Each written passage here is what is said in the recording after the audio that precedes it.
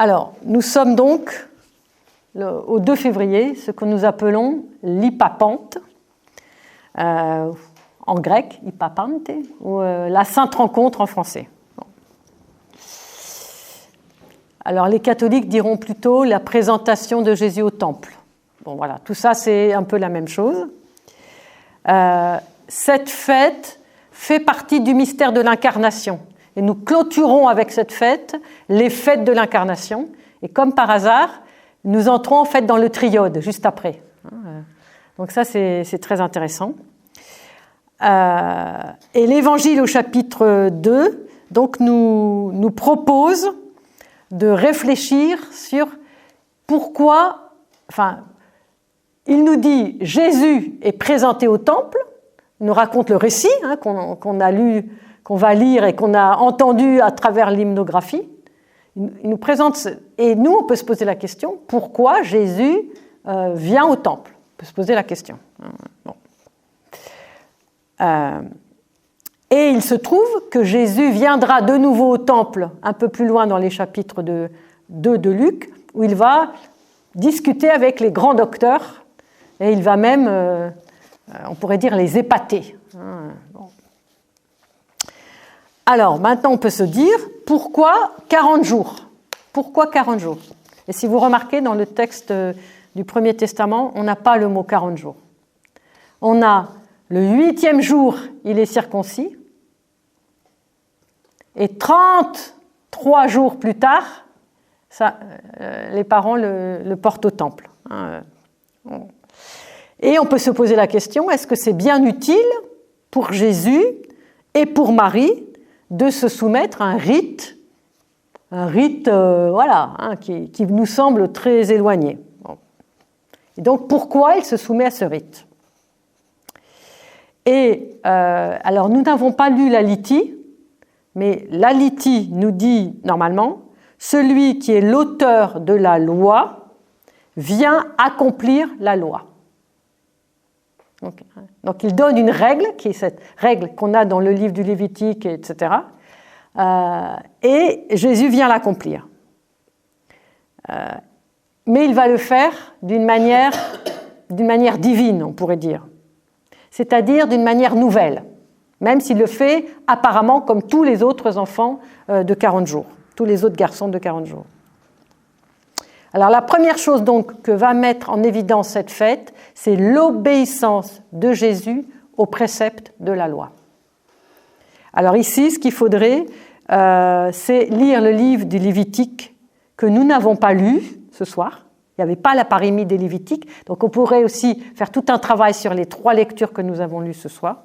Donc Lévitique 12, 3, 6, et puis Exode 13, où il nous est dit, il y a aussi Nombre 18, où il nous est dit que donc 33 jours après la circoncision, il va être présenté, et c'est le fils premier-né, celui qui ouvre le sein maternel, le premier-né. Ok ? Bon, voilà. Et celui-là, il sera consacré au Seigneur. Et c'est la jeune mère, la jeune accouchée, qui va présenter une offrande après ces 40 jours. Et on dit, c'est un rite lévitique, 12, c'est un rite d'expiation. C'est un rite d'expiation.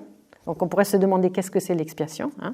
Et elle, la mère, sera purifiée de son sang, nous dit le livre du Lévitique au chapitre 12. Donc qu'est-ce que c'est ce drôle de rite ?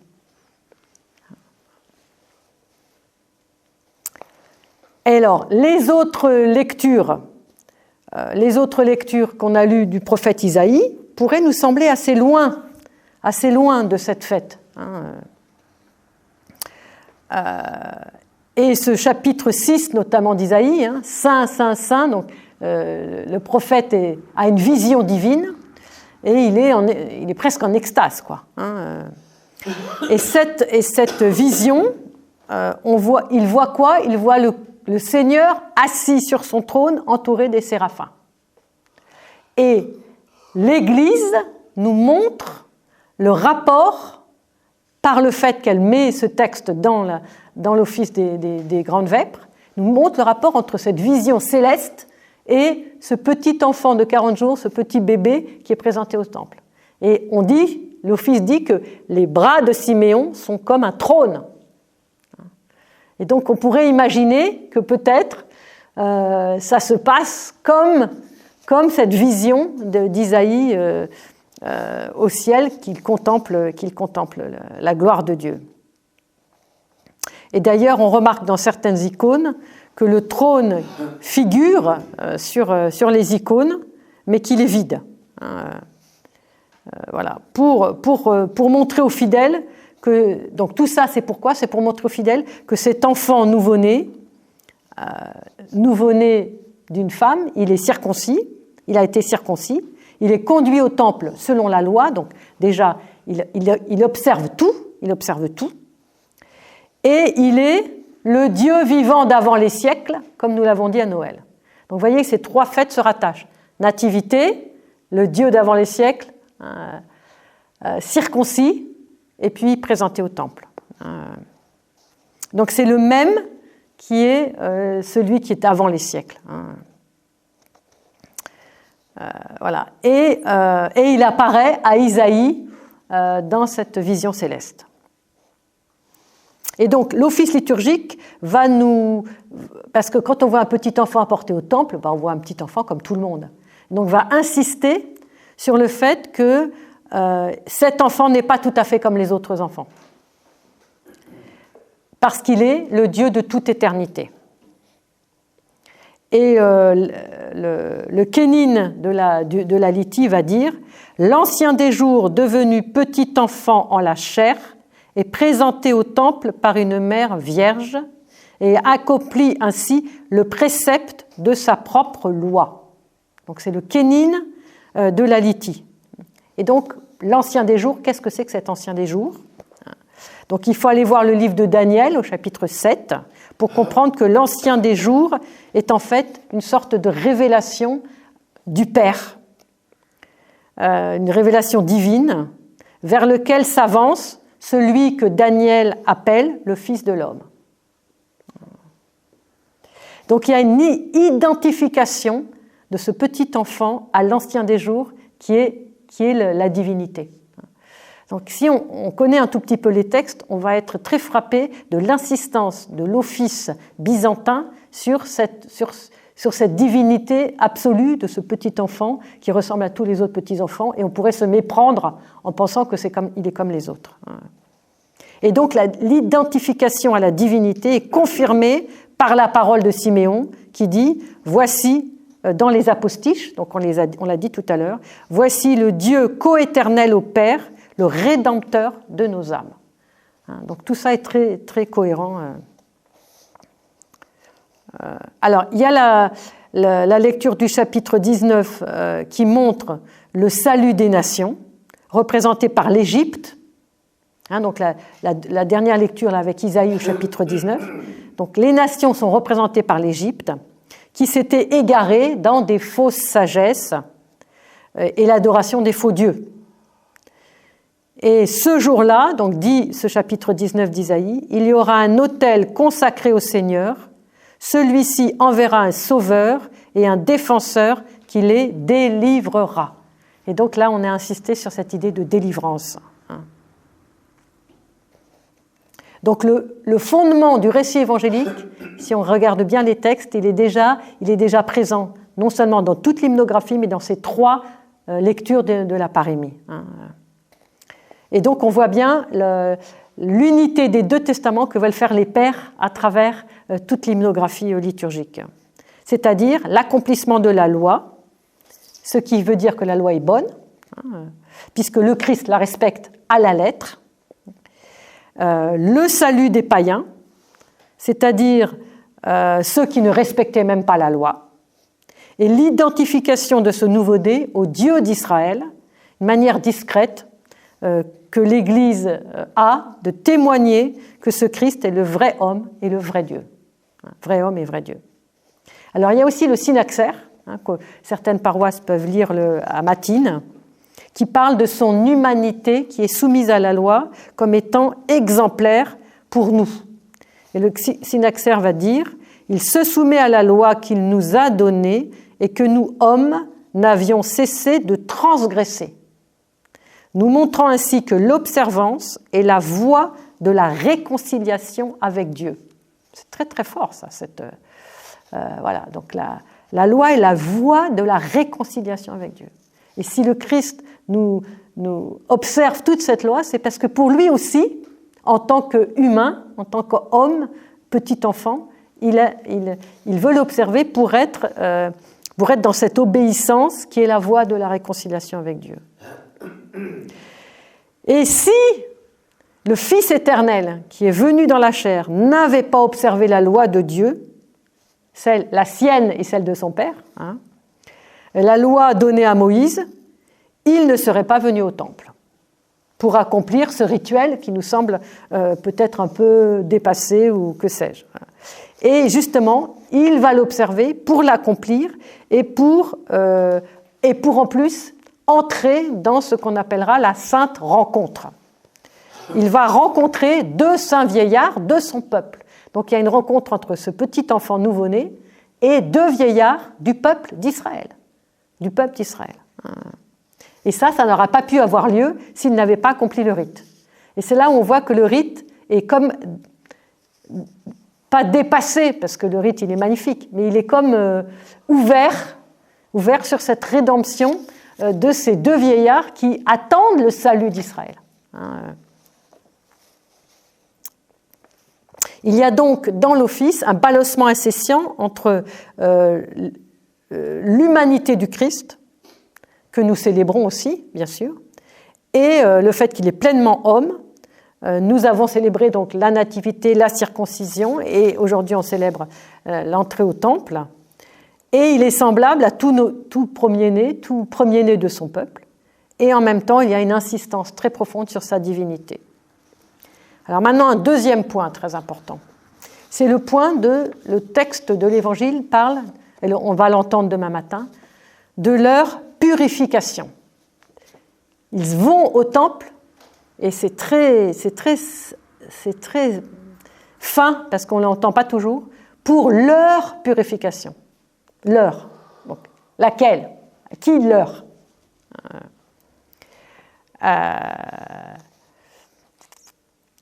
Origène, donc un très grand maître de la Bible, un très grand interprète de la Bible, qui va regarder de très près les Écritures, va remarquer pourquoi leur. Peut-être on pourrait oser dire que Marie a besoin de purification. Elle qui appartient à la race humaine. Mais Jésus, le Verbe de Dieu, il a besoin de purification. Alors, pour essayer de répondre, Origène va faire une distinction très importante entre le péché et la souillure.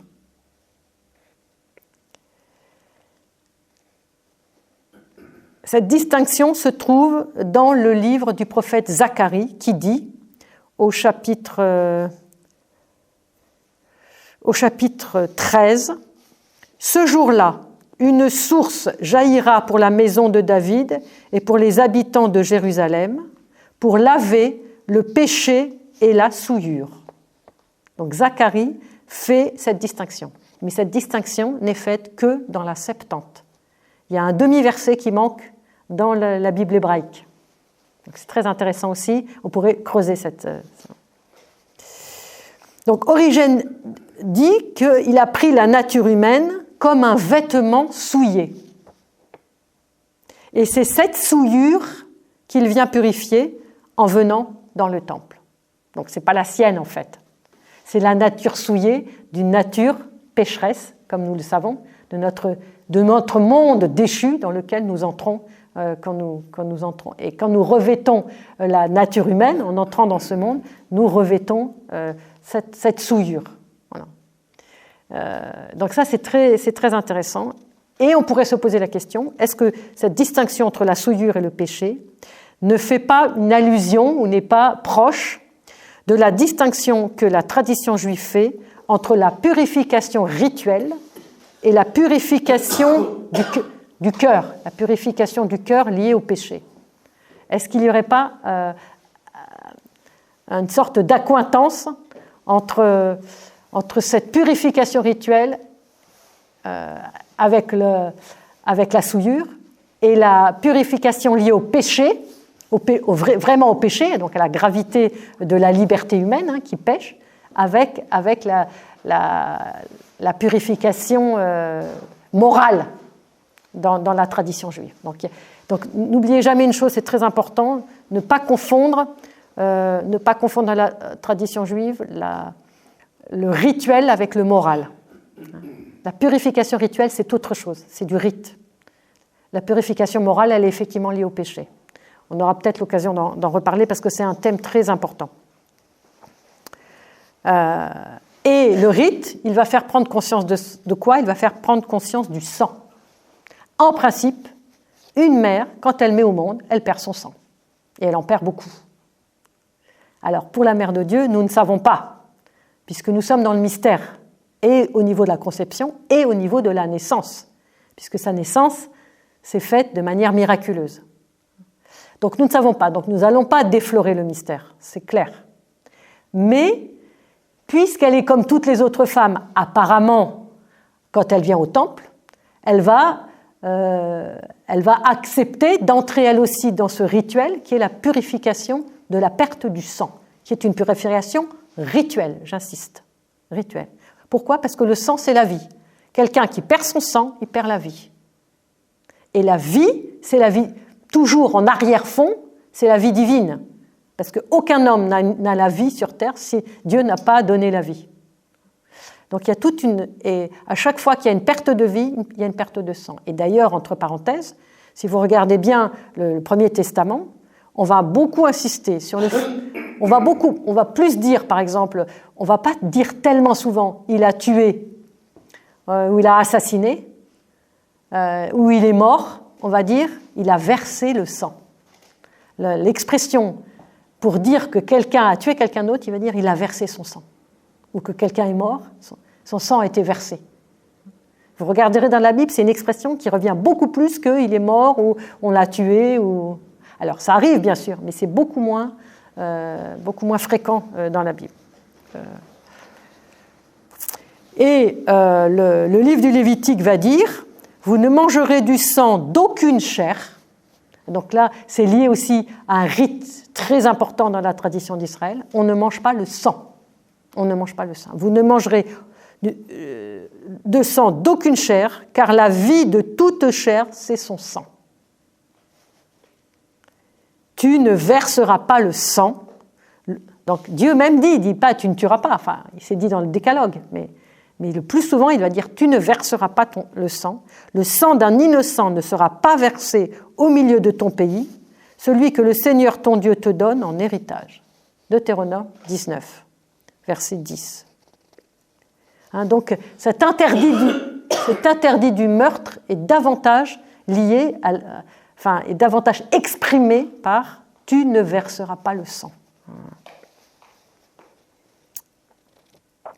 Et si on réfléchit bien, ça ne fait pas si longtemps qu'il n'y avait pas une crainte que la femme, elle meure en couche. Elle perdait son sang, mais elle pouvait aussi mourir.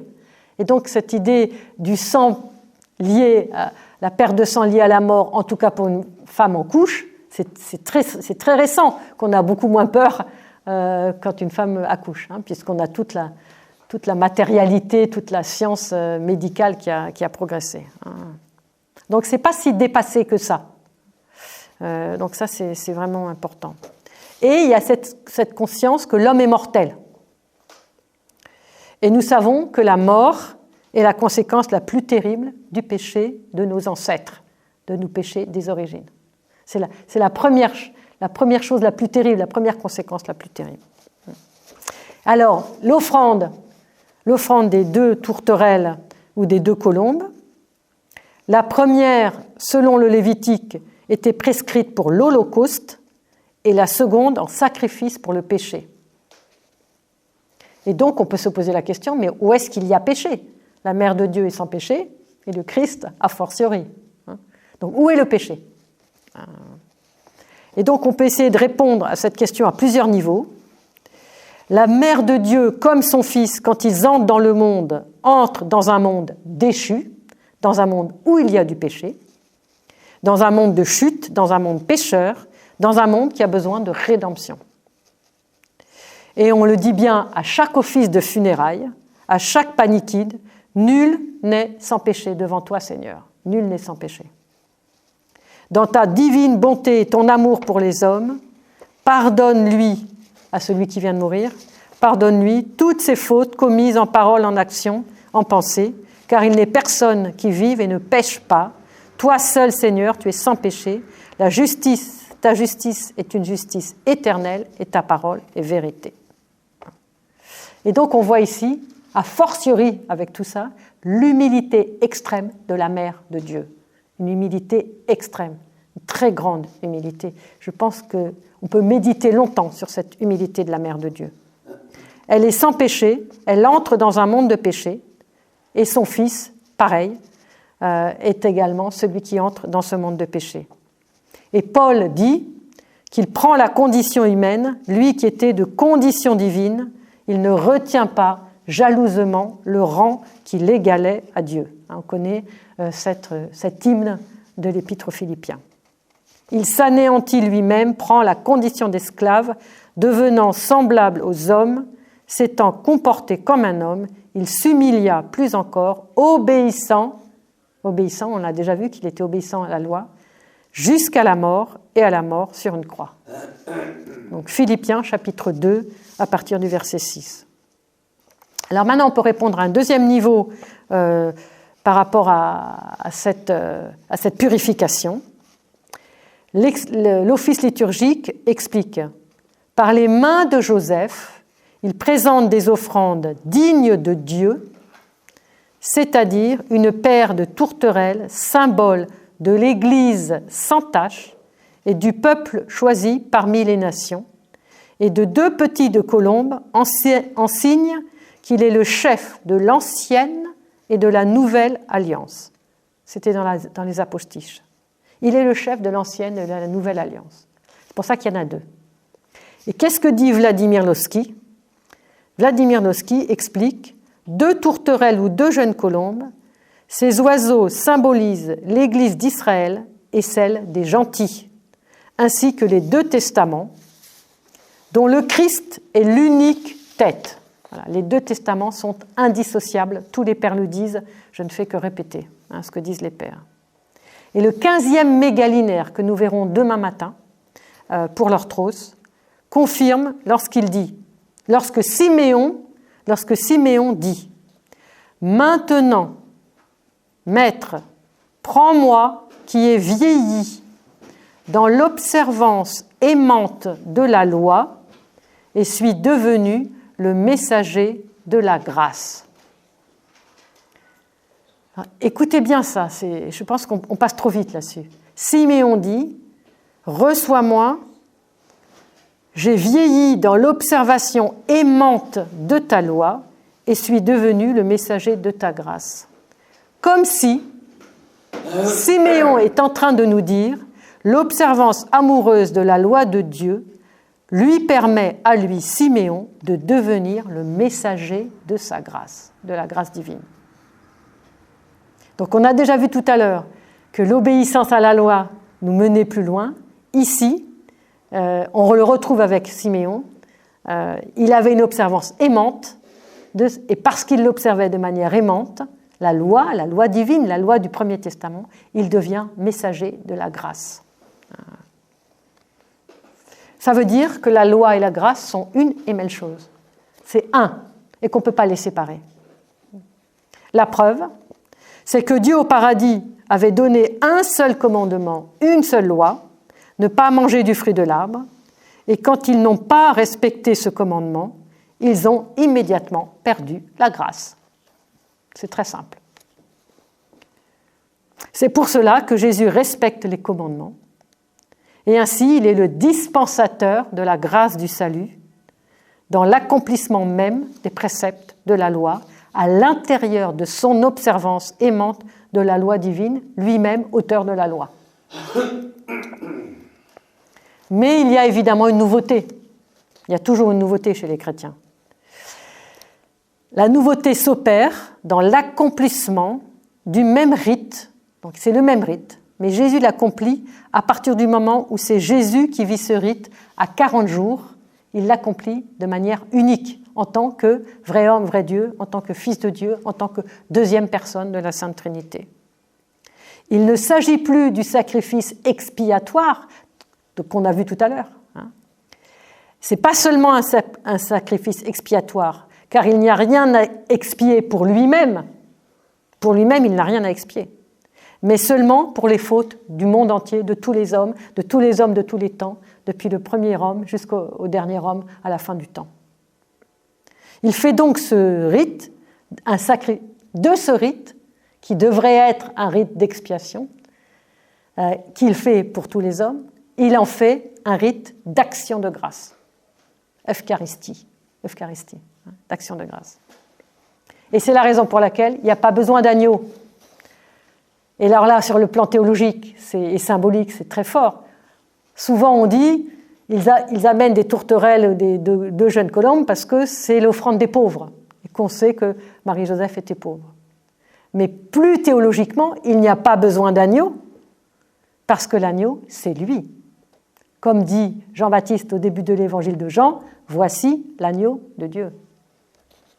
Donc théologiquement, on est tout de suite raccroché à la croix, tout de suite. Troisième point, c'est la rencontre. Il y a une sainte rencontre. Hypapante, ça veut dire rencontre. En grec, on est d'accord. Pour rencontrer l'autre. Voilà, c'est ça. Alors l'Église ne met pas du tout l'accent de manière forte sur le thème de la purification, très peu. Bien que Origène, ça l'a trotté dans la tête, il a voulu expliquer. Mais l'Église, dans son hymnographie, met très peu l'accent sur la purification. Par contre, elle insiste sur la présentation et sur la rencontre, et sur l'offrande comme sacrifice à Dieu. Il est offert comme un sacrifice. Donc la présentation, parce que l'Évangile évidemment dit qu'il est présenté, paristimi, présenté. Donc la première fois que ce verbe, alors ça c'est très intéressant aussi, la première fois que ce verbe se trouve dans la Bible grecque à propos d'Abraham, quand il reçoit les 3 mystérieux voyageurs et qu'il leur offre la nourriture pour se restaurer, donc le fameux chapitre de Mambré au chapitre 18 du livre de la Genèse, c'est l'idée, ce paristimi, c'est l'idée de se tenir devant Dieu, de se tenir près de lui, de se tenir près des voyageurs, pour être avec eux, pour se tenir et être avec eux, et se rencontrer. Et ce verbe, dans le livre du Deutéronome, ce même verbe, très intéressant, il est employé à propos des prêtres qui se tiennent devant le Seigneur pour officier pour le Seigneur, bénir le Seigneur en son nom et bénir la foule au nom du Seigneur. Deutéronome, chapitre 10, verset 8. Vous pourrez aller le vérifier. Donc ce verbe est choisi pour le service liturgique des prêtres. Donc vous voyez tout de suite le lien. Or, si Jésus, un jour, est nommé grand prêtre, c'est par l'Épître aux Hébreux, tout à fait à la fin du Nouveau Testament, ou presque vers la fin. Et donc, on sent déjà là une théologie, j'ai envie de dire, discrète, une théologie un peu cachée, pour dire, ce petit enfant, voilà, en fait, ça sera le grand prêtre de la Nouvelle Alliance.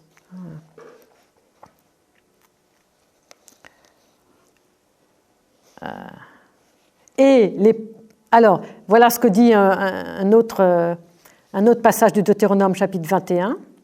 « Alors les prêtres, fils de Lévi, s'avanceront, car c'est eux que le Seigneur ton Dieu a choisis, afin d'officier pour le Seigneur et de bénir en son nom. » Et on a toujours le même verbe. Alors ici, le premier-né est à la fois l'offrande et le prêtre. Et on dira aussi plus tard qu'il est aussi l'autel. Parce que il est largement évoqué donc, dans l'Épître aux Hébreux, et aussi dans le psaume 110 qui dit « Tu es prêtre à jamais selon l'ordre de Melchisédek », ce verset du psaume 110 qui se rattache aussi à l'Épître aux Hébreux et qui nous montre la grande prêtrise du Christ. Et donc ici, cette rencontre, c'est la rencontre entre le Messie tant attendu et ces deux vieillards. Ce peuple attend un Messie, et est-ce qu'ils attendent un Messie qui est à la fois Dieu et homme? Voilà, c'est toute la question de l'attente et de la forme que prendra le Messie. Et Siméon et Anne, eux, ils ont reconnu que c'est celui qui apporte le salut définitif. Ce Messie est le Messie définitif, on pourrait dire. Et Siméon et Anne vont montrer le lien entre les deux alliances devant l'autel du sacrifice, dans une sorte de joie grave de l'accomplissement des promesses. Alors, la question qu'on peut se poser, qui sont-ils, ce Siméon et Anne? On en parle très peu finalement. Simon un peu plus, Anne souvent assez peu. Et si on regarde bien, c'est très intéressant. Ils arrivent dans ce récit, on ne sait pas d'où ils viennent, il n'y a pas de généalogie, on ne connaît ni leurs parents, ni leur famille, ni rien. Et puis ils repartent tout de suite après le récit, la petite péricope, et on n'en parle jamais plus de tout l'Évangile. Et seulement Luc parle. Or, qui dans le Premier Testament n'a aucune généalogie, il apparaît, il offre un sacrifice et il disparaît, c'est Melchisédek. Donc vous voyez tout de suite le lien. Donc vous voyez, quand on fait tous ces liens, l'Évangile et la parole de Dieu prend une épaisseur tout à fait fondamentale sur le plan théologique.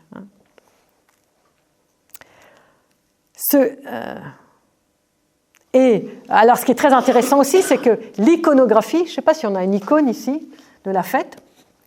Non. Ah. A priori, L'iconographie ne montre pas Siméon, montre pas Siméon comme un grand prêtre. Voilà, très bien. On peut la mettre là. Voilà, merci beaucoup. Ouais. Voilà. Donc Siméon n'est pas présenté comme un grand prêtre. Il n'a pas le vêtement sacerdotal. Et pourtant, il est dit dans les Apostiches des Vêpres, celui qui donna la loi sur le mont Sinaï se soumet aux prescriptions de la loi et est présenté au prêtre Siméon, le saint vieillard. Donc c'est curieux. Il est nommé prêtre dans le texte liturgique. Alors j'aimerais bien le vérifier en grec d'ailleurs, parce que je n'ai pas été voir. Et qu'est-ce qu'il dit? J'ai vu, devenu petit enfant, le Dieu éternel et sauveur du monde. Et donc, non seulement Siméon, il est exaucé personnellement parce qu'il attend, et ça y est, il a dans ses bras ce petit enfant. Et donc, il peut mourir parce qu'il a vu le Messie, il a vu le Dieu, il a vu le Sauveur. Mais il est aussi exaucé dans l'attente de tout le peuple d'Israël. Il est comme le représentant d'Israël, tout ce peuple attend, et ce peuple est consolé. Et d'ailleurs, on parle d'une consolation, il est consolé. Et Anne, la figure la plus mystérieuse de ce récit, il y a 3 très longs versets à son sujet. Pourquoi 3 très longs versets d'une figure qu'on ne connaît de nulle part et qui repart aussitôt? Et on dit, elle est fille de Phanuel et de la tribu d'Acher, et elle a 84 ans, et elle était dans le temple, et elle était veuve, et après son veuvage... Mais pourquoi on raconte tout ça, avec tous ces détails? Personne ne se pose la question. Alors, je ne dis pas que j'ai toutes les réponses, mais au moins j'ai la question. C'est déjà beaucoup. Elle est âgée et elle sert jour et nuit dans le temple. Et elle vit dans le jeûne et la prière. Mais finalement, personne ne sait pourquoi elle vient à ce moment-là. Poussée par l'esprit. Voilà. Donc elle est prophétesse. On dit qu'elle est prophétesse. Il n'y a pas beaucoup de prophétesses quand même. Alors dans l'Ancien Testament, il y en a 7. Mais dans le Nouveau Testament, je ne sais pas s'il y en a beaucoup, des prophétesses. Alors, certains l'ont comparé à Judith, chapitre 8. Alors, je ne sais pas si vous avez en tête le livre de Judith, qui est un livre qui a été écrit seulement dans la Bible grecque, donc qui est un livre de la Septante. Parce que Judith, elle est veuve, elle vit dans le jeûne et la prière, et elle craint Dieu. Et donc, on a l'image de ces femmes âgées qui ont consacré leur vie à Dieu dans le jeûne et la prière, et qui craignent Dieu. Et Judith, elle a été une femme de foi et d'action à un moment très important où, grâce à elle, le salut, elle a été un instrument du salut de son peuple. Et elle a reçu une très grande joie avant la fin de ses jours. Alors, vous savez que Judith, elle a sauvé parce qu'il y avait un très méchant monsieur qui s'appelait Holoferne et qui voulait exterminer le peuple. Et elle a réussi à lui couper la tête. Donc une forte femme. Moi, je ne sais pas si j'aurais pu faire ça. Voilà. Mais ce qui est important, c'est ça, c'est qu'elle a été un moyen dont Dieu s'est servi pour sauver le peuple. Et donc, on voit bien que dès la première alliance, et on le sait depuis les matriarches, à quel point les femmes jouent un rôle fondamental pour le salut du peuple. C'est fondamental. Mais Judith ne porte pas le titre de prophétesse, et qui pour Anne semble tellement important. Pourquoi elle est prophétesse? Pourquoi on dit dans l'Évangile qu'elle est prophétesse? Et si on regarde bien, je ne sais pas ici, elle a souvent un parchemin. Ah oui, elle en a un ici, super. C'est écrit en grec, mais comme c'est écrit petit, j'ai pas... En tout cas, la plupart du temps, sur ce parchemin, que ce soit en grec, en russe, en hébreu ou en n'importe quelle langue, la plupart du temps, c'est écrit. D'ailleurs, parfois, elle a le doigt au ciel, comme ça. Parfois, on la voit avec le doigt au ciel, quand elle n'a pas de parchemin, ou peut-être parfois elle a les deux, le parchemin et le doigt au ciel. D'ailleurs, de dire, c'est là-haut qu'il faut regarder. Il y a le petit enfant, mais il vient de plus haut. Ça vient de plus haut. Et la plupart du temps, c'est écrit quelque chose, voilà, d'une traduction approximative peut-être. Cet enfant a affermi le ciel et la terre. Donc quand cette prophétesse dit ceci, en tout cas sur le parchemin de l'iconographie, ça veut dire qu'elle a compris que c'est le Créateur, qu'il est le Créateur de tout l'univers. Et il a affermi le ciel et la terre. Et du doigt, elle désigne le libérateur de Jérusalem.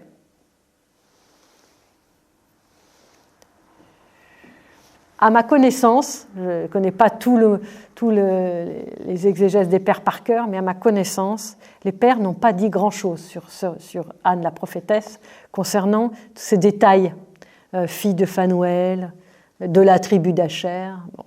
Et si on creusait ces détails, mais on ne va pas le faire ce soir, on en aurait à peu près pour 2 heures, parce qu'évidemment, il y a des liens avec la tradition du Premier Testament et la tradition aussi de l'interprétation du Premier Testament.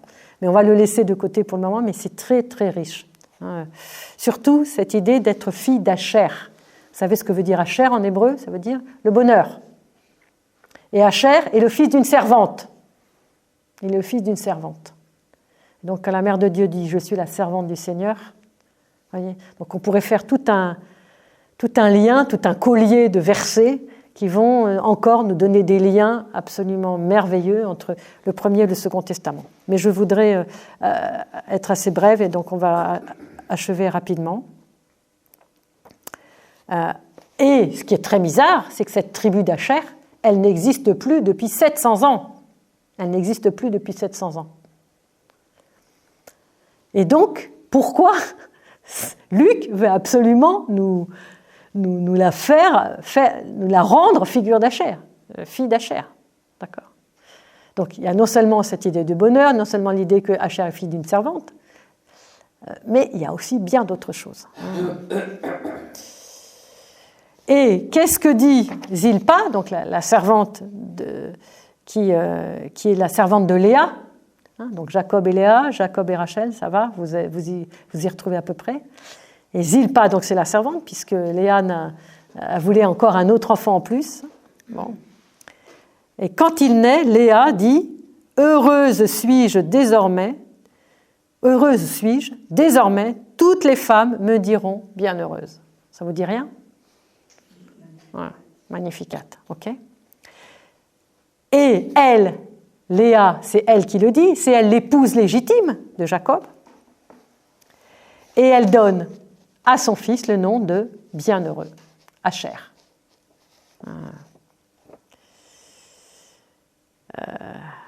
Bon, voilà. Alors, je vais conclure. Alors, ce qui est important aussi, ouais, je vais terminer là-dessus pour Anne, c'est que ce bienheureux Asher, il va louer Dieu. Donc, à travers Anne, en tant que fille d'Asher, c'est toute cette généalogie d'Asher qui va louer Dieu pour ce nouveau-né de 40 jours et qui va parler de ce nouveau-né à tous ceux qui attendent la délivrance d'Israël. Et la délivrance de Jérusalem particulièrement. Et donc, cette fille d'Asher, poussée par l'Esprit pour venir au temple, reçoit, comme la Mère Dieu, une annonce au sujet de celui qui vient délivrer son peuple. Mais une annonce intérieure, hein, c'est pas l'annonciation, voilà. Mais c'est intéressant. Et elle devient la première apôtre, puisqu'elle va raconter à tout Jérusalem que la délivrance d'Israël est arrivée. Et donc, si on veut conclure, c'est toute l'histoire de l'alliance que l'on peut lire dans ce péricope de l'évangile de Luc, dans cette grande fête de la Sainte Rencontre. C'est une alliance qui unit dans une même promesse Israël et toutes les nations. Hein, d'ailleurs, Siméon le dit, hein, gloire pour Israël et délivrance pour les nations. Dès le début, c'est une parole qui est promise. Il y a un enfant qui est promis à Abraham, et le Nouveau Testament commence comme si le Nouveau Testament commence en Abraham. Abraham n'a pas d'enfant, il supplie Dieu, il attend. Il faut qu'il attende qu'il ait 100 ans pour avoir un enfant.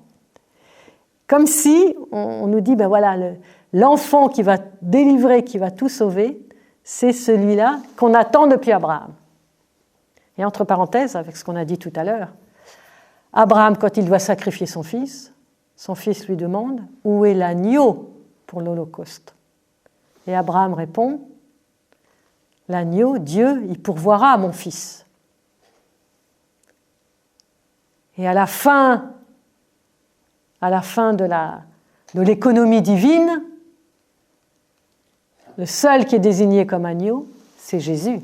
Voici l'agneau, celui qu'Abraham demandait au moment de monter sur le mont Moria. L'Évangile nous dit, voici l'agneau, en parlant de Jésus. Donc on a bien un fil conducteur depuis Abraham jusqu'à la fin des temps, jusqu'à l'Apocalypse. Et pour Luc, l'enfant nommé Jésus est à la fois fils d'Israël et sauveur universel du monde entier. Et en lui, Siméon reconnaît la consolation d'Israël, le Messie qui, dans la tradition juive, porte le nom de consolateur. C'est un des noms du Messie dans la tradition juive, Menachem, le consolateur. La rencontre se fait au temple, lieu suprême de l'alliance, lieu suprême de la rémission avec tous les sacrifices. C'est là que le cœur d'Israël bat, c'est là que les pieux d'Israël viennent, c'est là qu'on vient pour accueillir le salut. C'est là qu'un petit enfant est reçu dans les bras de Siméon, qu'une prophétesse annonce une promesse, et il reçoit la parole faite chair. C'est là que le Messie de Dieu oint pour témoigner que le règne de Dieu commence, est inauguré, et que le salut est annoncé et qu'il arrive. Et de cet événement, l'Esprit Saint est l'artisan. Il est sur Siméon, qui est averti qu'il verra le Messie avant de passer de ce monde au Père. Et il pousse Siméon au temple, cadre de vie suprême de la prière et de la supplication d'Israël. Donc cette double rencontre Et c'est là-dessus qu'insiste le plus la tradition byzantine aussi.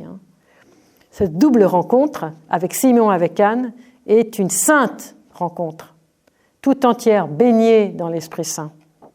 Elle se fait au temple, lieu de l'alliance, là où les pieux attendent, dans le jeûne et dans la prière, la consolation, c'est-à-dire le consolateur, c'est-à-dire le Messie. Le salut est préparé par Dieu pour son peuple et pour toutes les nations. Ils savent que les prophéties sont en train d'advenir, eux qui ruminent nuit et jour la parole. Je fais de toi la lumière des nations pour être mon salut. Et comment ça se dit, salut en hébreu? Pour être mon Yeshua. Pour être mon Yeshua. Jusqu'aux extrémités de la terre, Isaïe 49, 6. Je fais de toi la lumière des nations pour être mon Yeshua jusqu'aux extrémités de la terre. C'est comme ça qu'il faudrait lire le verset d'Isaïe 49, 6. Ils savent, Siméon et Anne, que cet enfant est, comme le dit l'exapostilaire de notre fête, la révélation destinée aux nations et le salut d'Israël. Merci de votre attention. Merci. Merci. Pas de question, oui, ça c'est vrai. Tu n'as pas fait le lien avec l'autre présentation au temple de Marie. Marie aussi, elle est amenée au temple. Oui. Elle est présentée au temple. Oui. Est-ce qu'il y a un pas, tu n'as pas fait de... Ah bah non, ça n'a rien à voir. Et qu'est-ce qui change? Pourquoi elle... Parce qu'elle n'obéit pas à un rite. Il n'y a pas de rite. D'accord. Rien à voir. Il faut savoir que d'ailleurs, ce n'est pas la présentation au temple, c'est l'entrée au temple de Marie. Ça n'a rien à voir en fait. Ça n'a rien à voir. Mais rien. Ça se passe au temple. D'abord parce que ça n'est pas du tout un rite, ça n'est pas du tout un commandement de la loi. Personne ne parle jamais de ça. Il n'y a jamais de femme qui entre au temple, ça n'existe pas. Et Anne. Oui, mais c'est dans le récit de Luc. D'accord. Et Anne, elle a 84 ans, ou 83 ans, ça, il y a certains discutent, 84 ans. Ouais.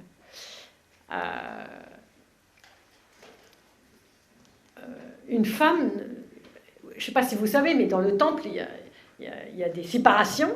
Il y a la cour des gentils, il y a les cours des juifs, il y a la cour des femmes, il y a les prêtres. Et il y a seulement quelques prêtres qui arrivent jusqu'au temple. Alors après, ce qu'il faut comprendre, c'est de quelle partie du temple on parle quand on dit il rentre au temple. Voilà. Bon. Ça, sachant que sur l'icône, ce n'est pas le temple de Jérusalem qui est représenté, mais l'église byzantine. D'accord? Donc on a tout de suite switché, on pourrait dire. Okay? Bon. Et ça, c'est normal, puisque voilà, pour nous, on fait une fête chrétienne. Mais l'entrée de Marie au temple, on est tout à fait sur un autre registre, sachant plus que ça n'est pas un texte canonique, puisque c'est emprunté à l'apocryphe de Jacques, l'évangile apocryphe de Jacques, et que tout le monde sait que c'est plutôt ce qu'on appelle une fête d'idées. C'est-à-dire, c'est la manière dont la tradition de l'Église comprend la préparation de Marie depuis toujours, depuis la rencontre, la porte dorée de ses parents, Joachim et Anne, cette préparation très longue dans laquelle il fallait qu'elle soit dans un univers totalement pur, qui est l'univers du temple, totalement, on dirait en langage juif, on dirait cachère, préservé entièrement, totalement consacré à Dieu, totalement dans les Écritures, enfin, ce que dit l'Office, et ça n'a vraiment, c'est deux mondes, c'est deux faits qui n'ont pas de rapport. Deuxième question. Qui n'a rien à voir, tu as parlé de la distinction entre la pureté rituelle et la pureté morale. Effectivement, je pense que c'est difficile pour nous de faire la distinction. Parce qu'il y a des moments où ça se rejoint, pas Yom Kippour. Il y a des moments où ça peut se rejoindre, oui. Et comment ouais. Bon, là, il faudrait faire tout un travail très approfondi sur cette question.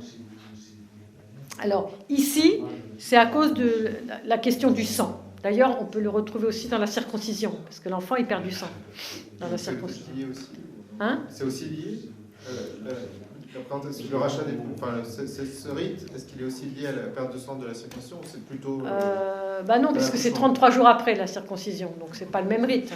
Mais c'est un rite comme un rite complémentaire, on pourrait dire. Ouais. Moi, là, oui, je pourrais éventuellement faire un rapport, il faudrait regarder de plus près. Mais...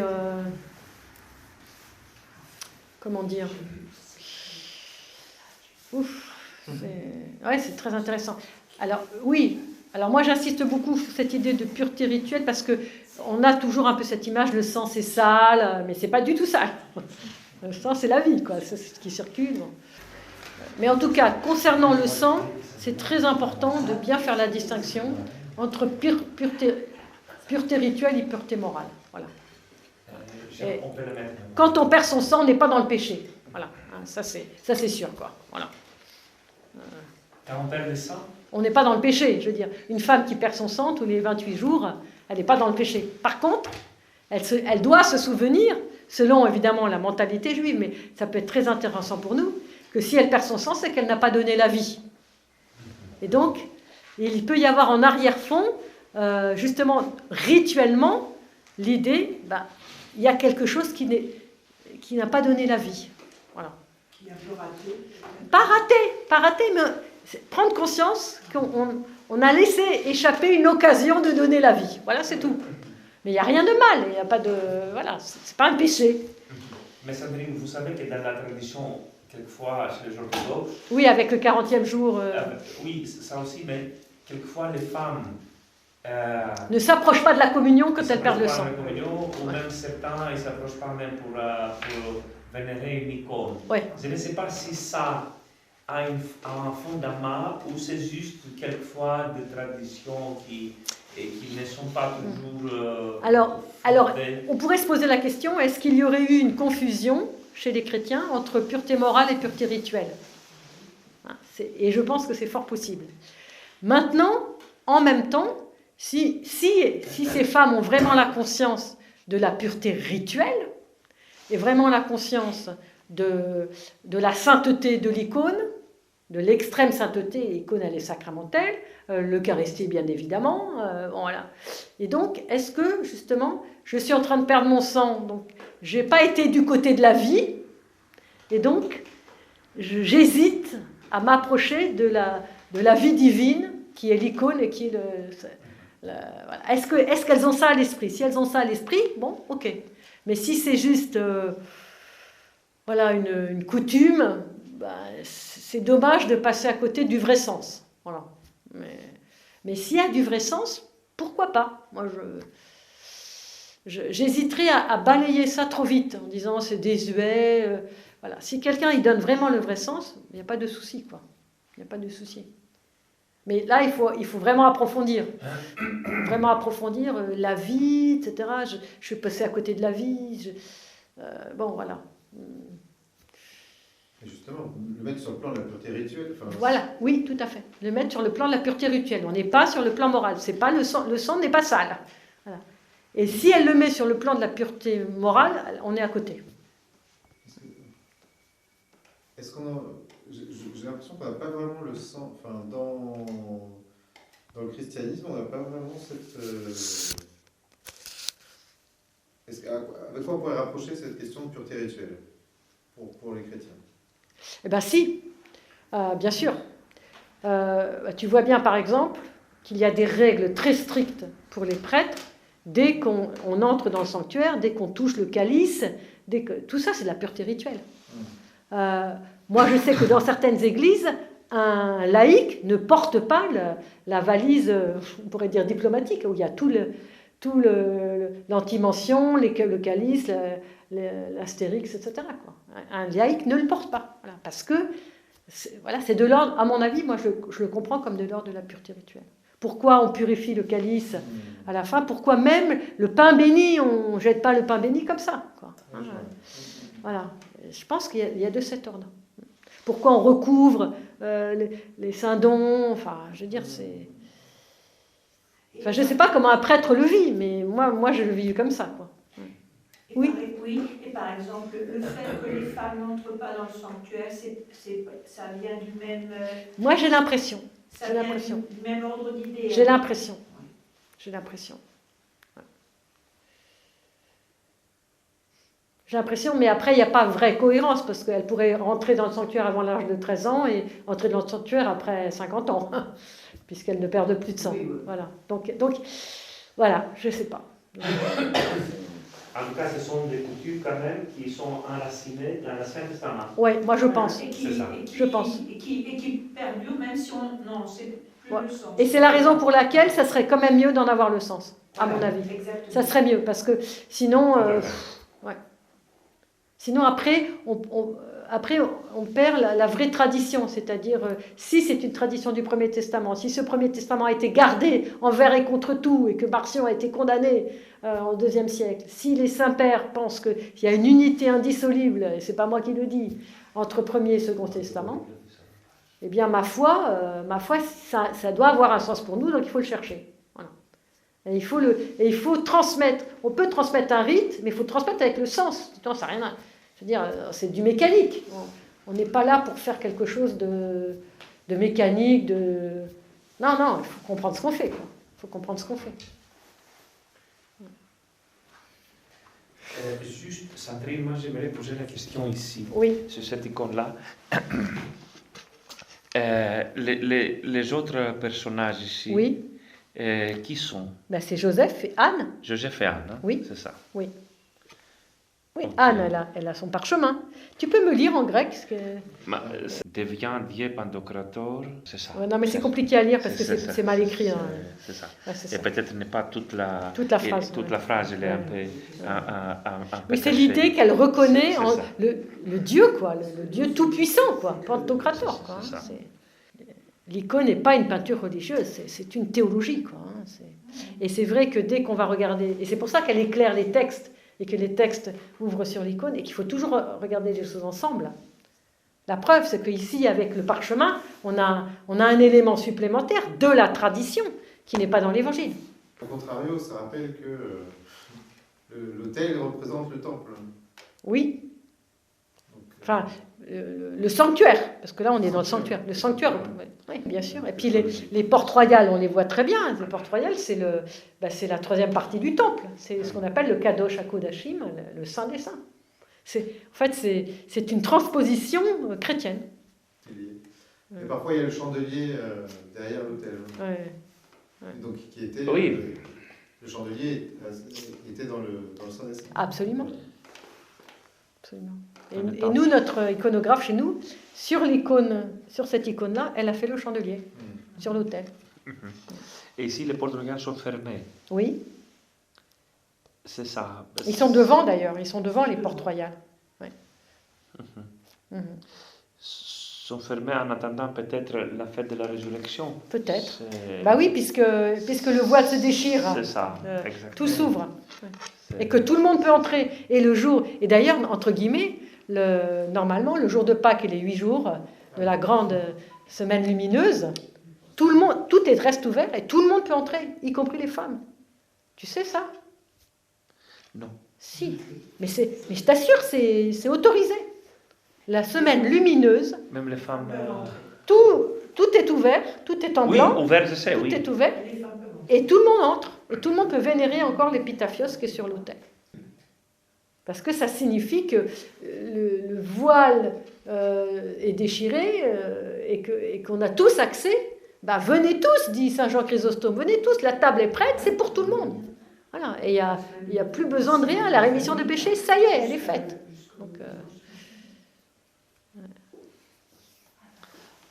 Donc ici, les prêtres quand même renvoient, Saint Siméon, il renvoie quand même aux prêtrises, aux chrétiennes. Bah oui. Lui, il garde le Christ, Oui, vraiment le Christ qui est né, hein, Oui. le Christ. oui, Et les prêtres, dans la vie chrétienne, ils donnent le Christ eucharistique oui. aux fidèles pour, Oui. pour la communion du Oui. Et fidèle tu- avec le Et Christ. ce que tu peux te dire, c'est que toi, en tant que prêtre, tu es comme Siméon, tu portes le Christ dans tes bras. Exactement. Voilà. c'est ça. Et Mais lors de l'office de l'ordination, oui, mais qu'est-ce qu'il dit l'évêque en fait? Il prend l'amnos, hein, l'agneau, l'agneau, Et il le donne le Christ, Ouais. et il le donne. et il faut qu'il reste derrière l'autel pendant tout le temps, C'est ça. Et il dit à la main, il dit prends cette. jusqu'à ton dernier souffle. Exactement. C'est ça. Ouais. Donc, Donc c'est ça, c'est exactement ça. ça. C'est exactement Exactement ça. ça. Exactement. Ouais, Et on a dit, et l'Office le dit, qu'il est comme une offrande. Or, c'est quoi la prosphore? C'est ce qui est offert. Et l'agneau, c'est le centre de la prosphore en tant qu'agneau. Et comme on a dit il y a 5 minutes, il n'y a pas besoin d'agneau parce que l'agneau, il est là. Il est là. Il est là. Tout à fait. Et c'est pour ça qu'on offre des tourterelles. C'est ça. Donc c'est pour ça qu'il faut comprendre théologiquement nos fêtes, quoi. Sinon on passe à côté.